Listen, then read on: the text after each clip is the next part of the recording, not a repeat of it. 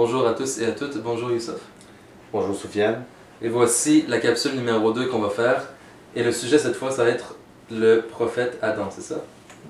Ouais, on va essayer d'aller dans le même ordre Ouais, on continue finalement.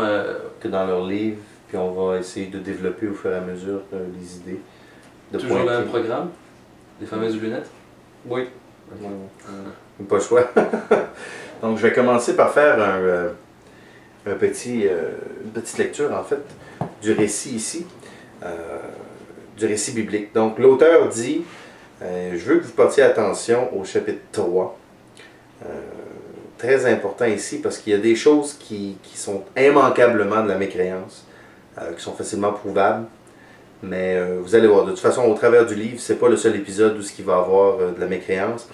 Mais ici, les gens, il y a des gens dans des églises, il y a des gens dans des synagogues, il y a des gens un peu partout qui se basent sur ce livre pour enseigner la foi. C'est important de savoir que en première page, n'importe qui lit un livre religieux pour la première fois, qui voit ça, hein? On lit la Sainte Bible. Donc, qu'est-ce qu'il se dit? C'est que son contenu, c'est important, que c'est vrai, etc. Puis là, on lit des choses absolument abominables. Ouais. Donc, je vais... on est supposément en train d'écrire Dieu qu'on doit adorer. C'est ça qu'il faut se rappeler, non? Et les commandements, les choses qui nous ont été ordonnées par Dieu, la révélation, etc. Puis, vous allez voir que c'est tiré par les cheveux. Donc, au chapitre 3, il est écrit, l'auteur a dit, « Le serpent était le plus rusé de tous les animaux des champs que l'Éternel Dieu avait fait. Il a dit à la femme, Dieu a-t-il réellement dit, vous ne mangerez point de tous les arbres du jardin? La femme répondit au serpent, nous mangeons du fruit des arbres du jardin. Mais quant au fruit de l'arbre qui est au milieu du jardin, Dieu a dit, vous n'en mangerez point et vous n'y toucherez point, de peur que vous ne mouriez. Alors le serpent dit à la femme, vous ne mourrez point. Mais Dieu sait que le jour où vous en mangerez, vos yeux s'ouvriront et que vous serez comme des dieux, au pluriel, connaissant le bien et le mal. La femme vit que l'arbre était bon à manger et agréable à la vue, et qu'il était précieux pour ouvrir l'intelligence. Elle prit de son fruit et en mangea, et elle donna aussi à son mari qui était auprès d'elle, et il en mangea. Les yeux de l'un et de l'autre s'ouvrirent, et ils connurent qu'ils étaient nus. Ayant cousu des feuilles de figuier, ils s'en firent des ceintures ou des habits pour cacher leur nudité. Ouais. Alors, ici, ça commence à être très croustillant l'histoire. Donc au verset 8, « Alors ils entendirent la voix de l'Éternel Dieu qui parcourait le jardin vers le soir, et l'homme... c'est ça. Et l'homme et sa femme se cachèrent loin de la face de l'Éternel Dieu au milieu des arbres du jardin. » Maintenant, au verset 9, ils disent, « Mais l'Éternel Dieu appela l'homme et lui dit, où es-tu? » Wow. Donc ça s'arrête. Tu sais ce que je viens d'imaginer? Parce que c'est ce que ça nous porte à faire, hein? Cette lecture-là qu'on pourrait faire finalement dans une église ou juste par nous-mêmes quand tu viens de faire. Je viens de m'imaginer, c'est ce que ça m'a fait imaginer, un genre de vieil homme barbu qui courait dans un jardin éperdument à la recherche de deux individus qui se cachaient.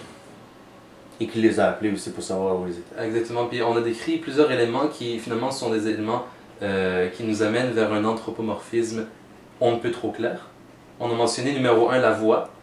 Donc finalement, nous on parle d'une voix avec des lettres, des sons, et c'est créé, et on attribue ça maintenant à Dieu. On a mentionné clairement l'Éternel Dieu. On dit qu'il parcourait, donc un déplacement physique, ce que nous on pourrait faire, à la recherche, parce que supposément ils ne savaient pas où Adam et Ève étaient. Qu'est-ce que tu as à rajouter là-dessus? Finalement, c'est une créance... il y a plein de choses. Si on commence à décortiquer les éléments un par un, tu as commencé à parler de la voix. Bon, on peut décortiquer ça assez facilement, la voix. Qu'est-ce que la voix? La voix, c'est... La voix, c'est ce que tu viens de... C'est ce qui sort de ta bouche, là-bas. Voilà. C'est fait par un organe. Ouais. Et qu'est-ce que ça fait? C'est que ça fait résonner le son. Ouais. Ça fait vibrer le son et ça produit des sons. Donc, qu'est-ce qui arrive avec le son? C'est qu'il y a un début. Ouais. Quand tu ouvres ta bouche, il y a un son qui sort. Ouais. Quand tu la fermes, il n'y a plus de son. C'est des mots avec des lettres. Et donc des mots avec des lettres, d'un langage qui a eu un début et une fin. Mais même le son lui-même a un début et une fin. Maintenant, on dit Dieu a l'attribut de la calame, Donc l'attribut de la parole de la parole, et une parole éternelle. une parole éternelle. Donc sans début ni fin. Comme Bon. tous ces attributs. Voilà. Si on prend comme exemple le mot, ici, dans le contexte, on va prendre le mot Dieu. Est-ce qu'on est d'accord qu'avant la lettre I, E, U, elle doit être précédée par D dans le langage français? Je suis d'accord. Donc, il y a une séquence dans le temps, on s'entend? Ouais. D ne vient pas après le E, il ne vient pas après le U. Donc, D, c'est la D. première lettre. Donc, premier, qui dit premier? Il y a un Il y a début, un début. donc dans le temps. Donc ça, pour réfuter l'argument, c'est très simple. Deuxième chose, l'organe. Celui qui a un organe, ça veut dire que cet organe-là, qu'est-ce qui peut arriver à cet organe-là? Les gens ont le cancer de la gorge, exemple. C'est une maladie qui atteint quel organe? La gorge. Est-ce que c'est pas de là où proviennent les sons? Ouais, corde vocale. Voilà. Les sons ne viennent pas des oreilles. Hein. Quand on parle, ça ne vient pas des oreilles. On entend par les oreilles, mais les sons ne viennent pas de là. Donc, ce qui arrive aux organes, si on est en train ici de dire, parce que c'est ce que l'auteur dit ici, il dit que Dieu parle de la façon qu'un homme parle, donc émet des sons avec un organe. Donc, on s'entend que l'odeur ici est perdue. Ah ouais. Puis en plus, une voix, ça a un comment. Ma voix présentement, elle est grave et pas aiguë. Voilà. Et je peux parler plus fort comme je peux parler plus bas. Voilà. Et donc ça a un comment et ça a besoin nécessairement de celui qui la spécifie par ce comment-là. Voilà. Puis si tu as une bonne pharyngite, tu n'as plus de voix. Puis si on te coupe les cordes vocales, Tu n'as plus de voix. Il y a une certaine époque qui te casterait pour que tu aies une voix plus haute. C'est vrai? En le temps des chanteurs.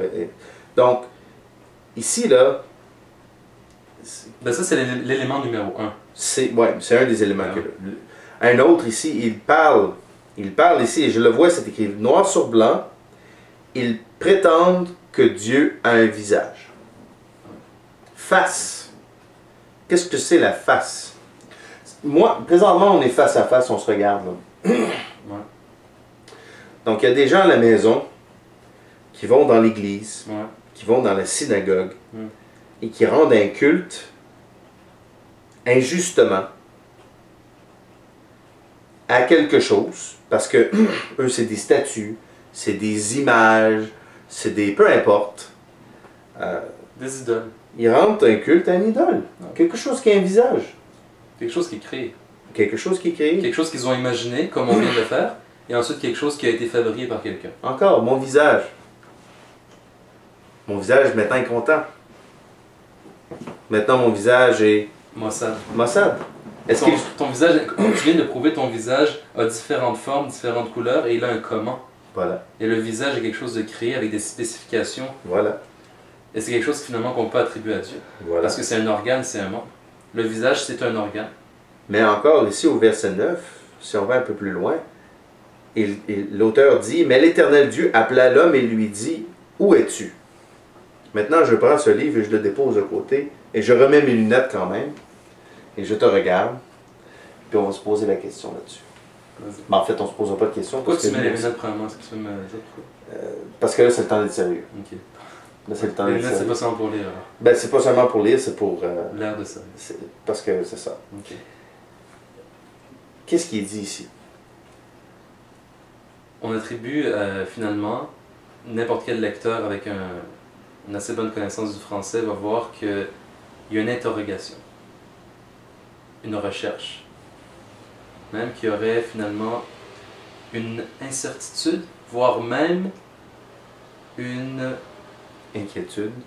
Et j'irais même plus loin de dire, il y a une certaine ignorance. Et l'ignorance, c'est le contraire de... La connaissance. Le contraire de la science, du savoir.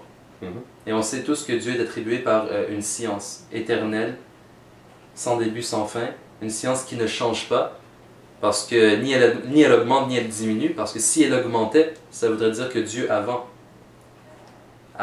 serait ignorant, et si elle diminuait, ça voudrait dire qu'il oublierait. Dans les deux cas, c'est une imperfection. Et que Dieu connaît toutes choses. Ouais. Rien n'est caché de Dieu. Tout ce qui arrive, ses causes et ses conséquences, sont des créations de Dieu. Exemple. Le fait d'être ici aujourd'hui, sépare la création de Dieu. Donc, ce qui est écrit là, eux prétendent, les gens qui ont écrit ça prétendent que Dieu ne savait pas où était Adam. Maintenant, on va décortiquer ça. La preuve, c'est que tout de suite après, je crois qu'ils disent qu'eux, ils se cachaient. Donc, ils avaient comme un sentiment de pouvoir échapper à ce qu'eux ils appellent Dieu. Et supposément, celui qu'on appelle Dieu est à la recherche de quelque chose qu'il ignore. Voilà. Et finalement, ils sont en train de dire que Dieu joue à cache-cache. Dieu a prédestiné toutes choses. De toute éternité, Dieu sait quelles sont les actions parce qu'il les a créées. Les actions, les réactions. Qu'est-ce qui se passe maintenant? Ça a été voulu par Dieu. Bien avant que ça arrive. Adam, exemple. J'utilise ce qui est écrit là-dessus. Eux prétendent qu'il s'est caché.